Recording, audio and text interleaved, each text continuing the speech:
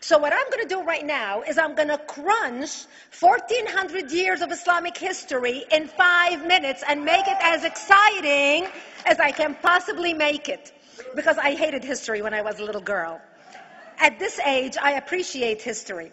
And now I understand why they say, those who don't learn from history are doomed to repeat it.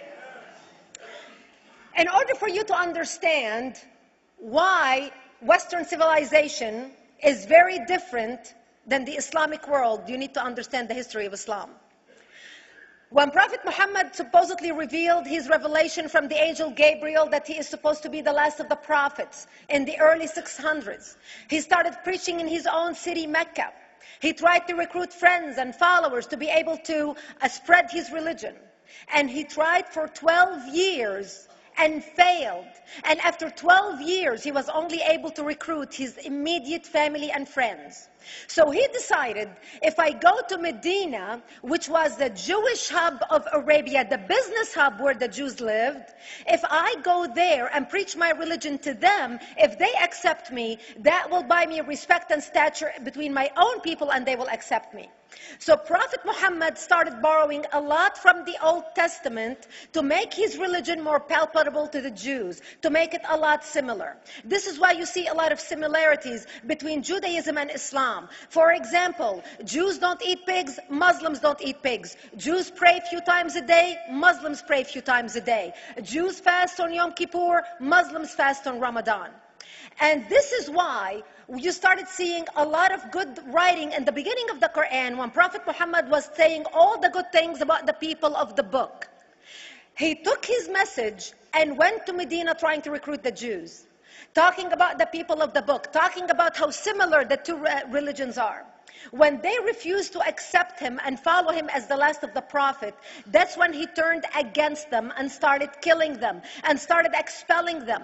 That's when Islam went from a spiritual movement for the first 12 years of Islam into a political movement cloaked in religion after the year of the Hijrah, after Muhammad went to Medina and the Jews did not accept him. He became a military warrior and declared war on them and started expelling them.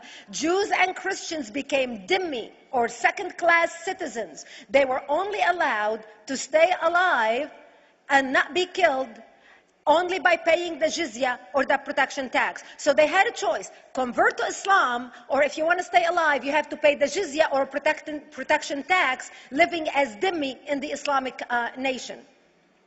Christians and Jews could not ring church bells. Jews could not blow the shofar. Christians could not ring church bells. They could not pray publicly. Christians and Jews could not gather together and build new churches or new temples. And the way they paid the jizya or the protection tax was in a monthly ceremony where they would get together downtown and the Jew would kneel on his knee and hand his goods to the mullah, who would take the goods as the price for buying the protection. And in many areas, Jews and Christians were given necklaces to wear as a receipt that they paid their jizya or their protection tax. Jews considered najis under Islam. Najis is bodily fluid. Najis is garbage. Najis is dogs. Najis is dirty. So Christians and Jews were treated as second-class citizens. Islam continued to grow. As Islam grew, more people became dhimmi or second-class citizens. Jews and Christians were given identifiable clothing. The yellow star, which was given to the Jews that most people think is a German invention. It was actually an Islamic invention in the 9th century in Iraq by the second Khalif al-Mutawakkil of Iraq, who invented the yellow star for the Jews to be identified as they walked down the street. Because Jews were considered najis, if a Muslim man or a Jew walked on the same side of the street, the Jew had to cross the other side so the Muslim man can walk, so he's not dirtied by the filth of the Jew. Christians were given the zunnar, the belt, which most of you men are wearing right now. That was an Islamic invention for the Christians. Islam continued to grow. They went all the way to Jerusalem. They conquered Jerusalem. Christians couldn't ring their church bells in Jerusalem. The Pope in Rome in 1090 told the Christians, how could you sit idly by and allow your brethren to suffer like this in the Holy Land? You need to go liberate the Christians. You need to go help the Christians. That's why the Crusaders were launched. The Crusaders were not launched because they just felt like waking up in the morning and going and converting a bunch of Muslims or beheading them. The Crusaders were launched to liberate Jerusalem. And they were able to liberate Jerusalem for less than 100 years before Salah ad-Din al-Ayyubi, Saladin, took it back, and Jerusalem remained under Islamic control until 1967, when the State of Israel liberated Jerusalem, where Christians, Jews, and Muslims could pray under the same sky.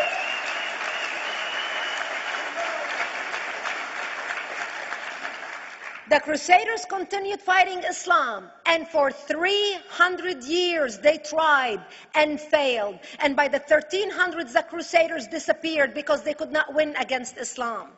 Islam continued to expand. They went all the way to Central Europe. They went all the way to China. They went to India. They conquered Spain. They changed the name of Spain from Spain to Andalusia.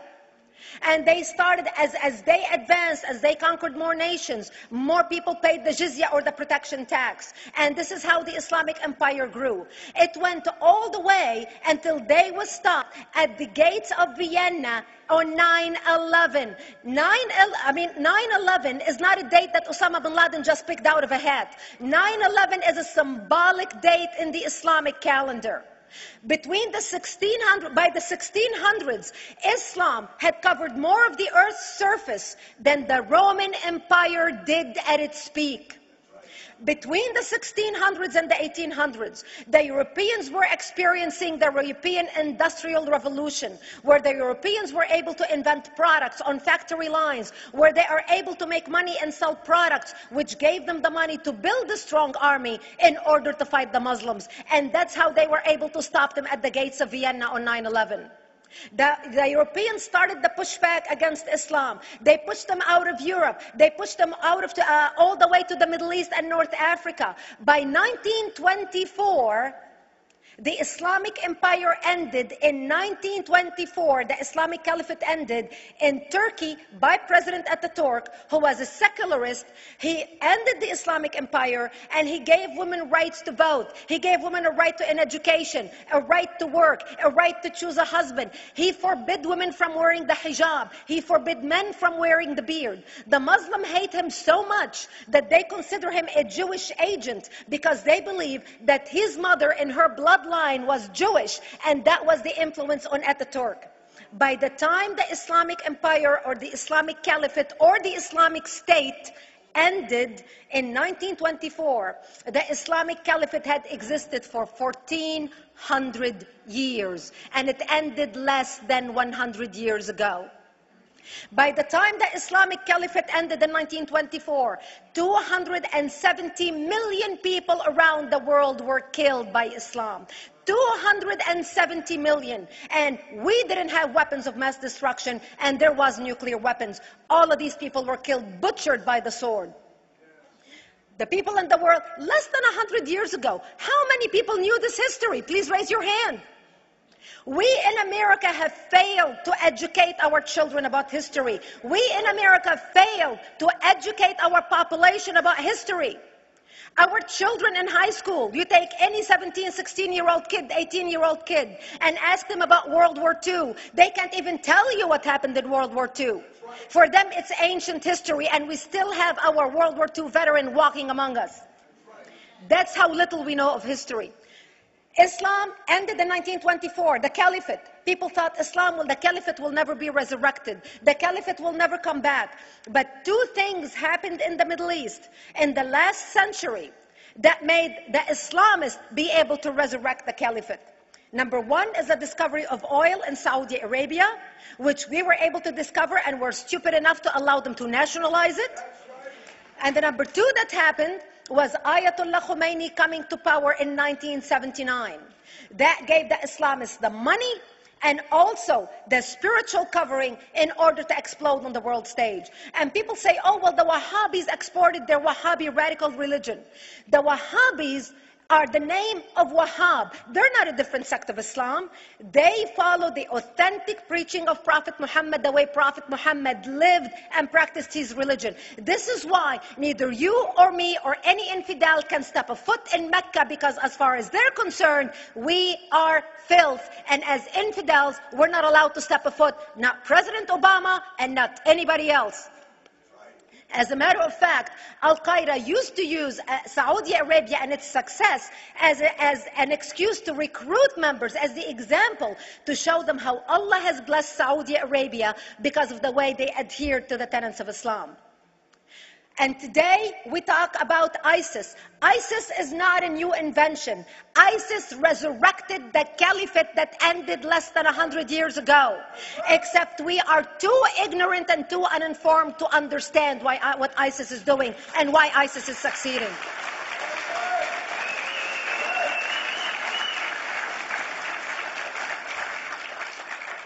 Two things you need to understand about Islam and the principles of war in Islam.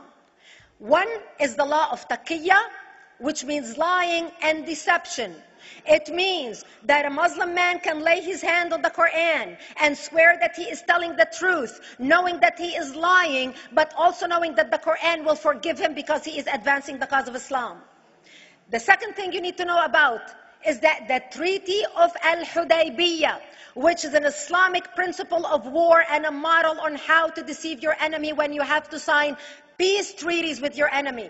And it is based on an example by Prophet Muhammad. Prophet Muhammad was attacking the Meccans and their caravans when he was living in Medina. One day he attacked them because this is how he got the goodies. He would attack them, rob them, and spread the goodies among his men. And this is how he was able to recruit, because this is how people made money without working. And so he attacked the Meccan caravans. When he realized he's not able to defeat the Meccans in that city of Al-Hudaybiyah, in that place, he signed a 10-year treaty with them. Does that sound familiar? A 10-year treaty with them that says he will not attack them, he will have peace with them, he will not declare war on them. Muhammad used the treaty for 2 years to build his military, strengthen his army, and when he realized he was strong enough to attack his enemies when they least expected it, because they thought they had a peace treaty with Muhammad, he broke the treaty, attacked them 2 years later, and Mecca fell within 24 hours because they were not expecting the attack. And that became a principle of war in Islam. And to give you an example of how that is practiced, this is why anything signed with Iran means nothing to them. And to give you an example of how this law has been put to use in recent history, Yasser Arafat, who's not an Islamist, but he is a Muslim, met with the Israelis and signed the Oslo Accord in 1993. Remember all the handshaking at the lawn of the White House? The Oslo Accord, Yasser Arafat used the peace treaty, the Oslo Accord with Israel, to get Israel to bring him back and give him his territory, finance his military, train his police, and give his police the weapons. Yasser Arafat broke the Oslo Accord 8 years later, didn't even wait 10 years, and declared the second intifada in 2000, and all hell broke loose. He used the same treaty to win and deceive against his enemies and deceive his enemies. When Jordanian press, after Yasser Arafat signed the Oslo Accord with Israel, and Egyptian press would interview Yasser Arafat, and they would say, how could you sign a peace treaty with the devil? How could you sign a peace treaty with the Jews? Yasser Arafat will tell them, remember Hudaybiyah. That's all he would have to say. The whole Muslim world knew exactly what Yasser Arafat was talking about. We in the West and the Jews in Israel, it was over their heads. Nobody understood what Hudaybiyah was referring to. And this is the type of deception that we are dealing with. So when Iran signs a peace treaty with the United States for 10 years, they are using us as useful idiots, as gullible, ignorant people who are signing a peace treaty with the devil in order for Iran to continue her thing. In this deadly game of thrones, there's no place for America or for Israel. We don't have to gamble with our future and with our children's future. Elie Wiesel. And I wish I could promise you, Elie, that the lessons of history have been learned. That is why it is so important to be wise about who we're going to put in the White House next year.